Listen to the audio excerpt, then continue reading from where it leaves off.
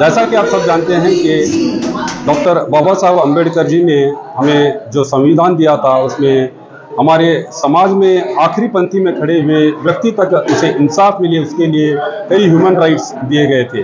यानी वो जितने भी उसके समस्याएं थे उसको हल करने के लिए उन राइट्स के जरिए अपना जीवन जी सके। आज शहर बीजापुर के मंगलूर हॉल में national human rights anti corruption और एंटी क्राइम ब्यूरो के संस्थापक अध्यक्ष मोहित गुप्ता साहब यहाँ पर आए हुए थे। आज का विशेष कार्यक्रम यह था कि जितने भी जो एक सैनिक के रूप में यहाँ पर ह्यूमन राइट्स जो वायलेशन हो रहा है उसको रोकने के लिए, उसको प्रोटेक्ट करने के लिए जितनी भी यहाँ पर एक संगठन खड़ा हुआ है, उस संगठन के पदाधिकारियों को यहाँ पर आईडी वितरण किया गया।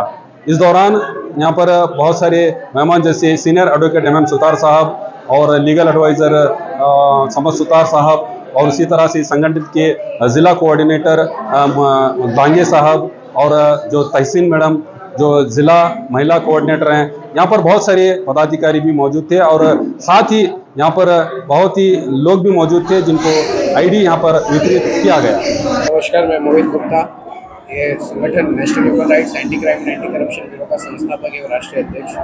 आज हमने यहाँ पे एक ऑफिशियल मीटिंग बुलाई थी जहाँ पे हम हमारे जो सदस्य थे उनको एम्पावर करने के लिए, उनको ताकत देने के लिए ये कार्यक्रम का आयोजन किया गया था, जिसमें हम उनको बता सके कि अभी आने वाले टाइम में उनको किस तरीके से काम करना है, आगे की रणनीति क्या है, आगे की फ्यूचर स्ट्रेटजीज क्या है। लोग हमसे जुड़े लेकिन उनको उनके अधिकार ही नहीं पता होते हैं, तो उनको उनके अधिकार कैसे प्राप्त करना है, किस तरीके से आगे लीड करना है, इसकी जानकारी देने और एक मतलब की फ्यूचर स्ट्रेटजी के लिए हमने ये बैठक बुलाई हुई।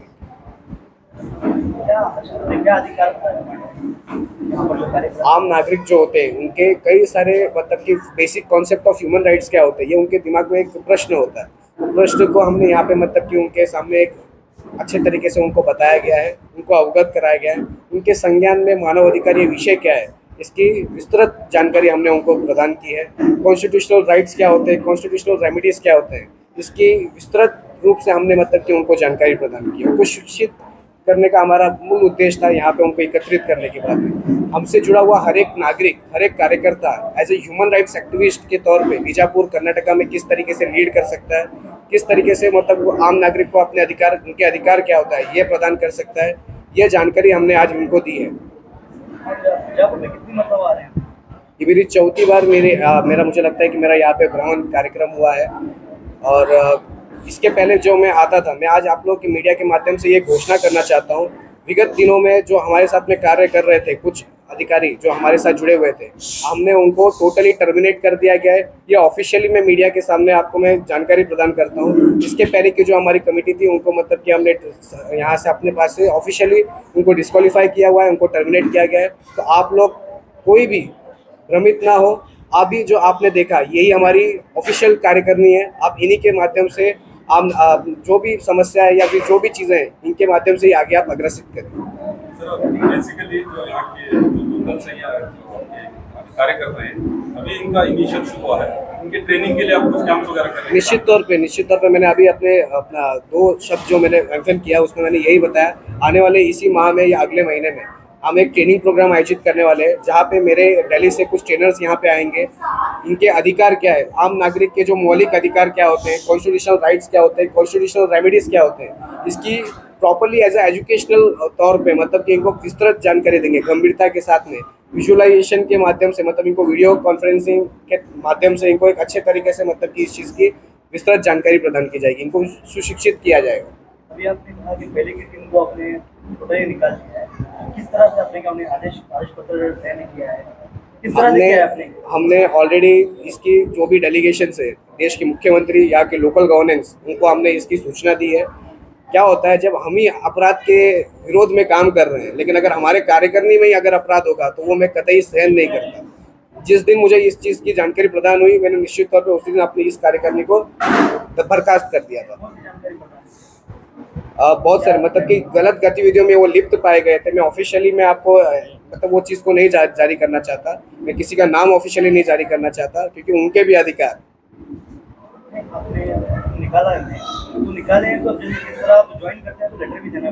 एक्चुअली मेरे पास में बिल्कुल यस मैंने उनको उनके मेल आईडी पे सभी के ऑफिशियली मतलब कि हाँ है ना मेरे पास, लेटर जो आपने जमाना किया मैं आपको शेयर मिल जाएगा वो। उन लोग बाहर आके कुछ आवाज हंगामा कर रहे थे। निश्चित तौर पे इसीलिए मैंने इसकी जानकारी लोकल पुलिस थाना को दी और पुलिस प्रशासन ने हमको निश्चित तौर पे बहुत ही अच्छे तरीके से सहयोग किया और इस कार्यक्रम को एक अंजाम तक पहुंचाया। मानकर चले कि पुरानी कमेटी डिसॉल्व हो चुकी है, अब ये जो काम करे वो ये हमारी ऑफिशियली घोषित कार्यकारिणी है। लेकिन उनका तो आरोप है कि आपने उन्हें अभी लेटर नहीं दिया है, किसका? जो राजीनामा रिजाइन देना पड़ता है। आप अगर उनको निकाल रहे हैं तो आप निकालने में भी आपको पूरे डेलीगेशंस मिल जाएंगे, मेरी टीम आपको पूरे डेलीगेशंस दे देगी और आने वाले टाइम में जो भी आके डीएम एसपी जो है उनको मेरे माध्यम से सहयोग पत्र जो हम लोग देते हैं उसमें आपको नियोग कार्यकारिणी जो है हमारी उसकी ऑफिशियल पत्र के साथ में हम लोग वहाँ पे इसको मतलब कि अग्रसर करेंगे। जो आपने ये ह्यूमन राइट्स जो है अपने नेशनल ह्यूमन राइट्स जो भविष्य उसके काम पर हुआ है national capital territory of Delhi, वहाँ पे ये रजिस्टर्ड हुआ है ह्यूमन राइट्स प्रोटेक्शन एक्ट 199, इसके माध्यम से हम लोग मतलब कि इसके ऊपर फाइट करते हैं। ये मल्टी स्टेट रजिस्ट्रेशन है या सिर्फ एक ही स्टेट से? भैया मैं आपको एक जानकारी देता हूँ, national capital territory of Delhi मतलब कि नेशनल लेवल पे ऑर्गेनाइज्ड ऑर्गेनाइजेशन होती है, वहाँ पे मतलब कि ये रजिस्ट्रेशन होता है। आपका पूरा नाम बताओ। मेरा नाम मोहित संजय गुप्ता है, मैं इस ऑर्गेनाइजेशन का संस्थापक एवं राष्ट्रीय अध्यक्ष।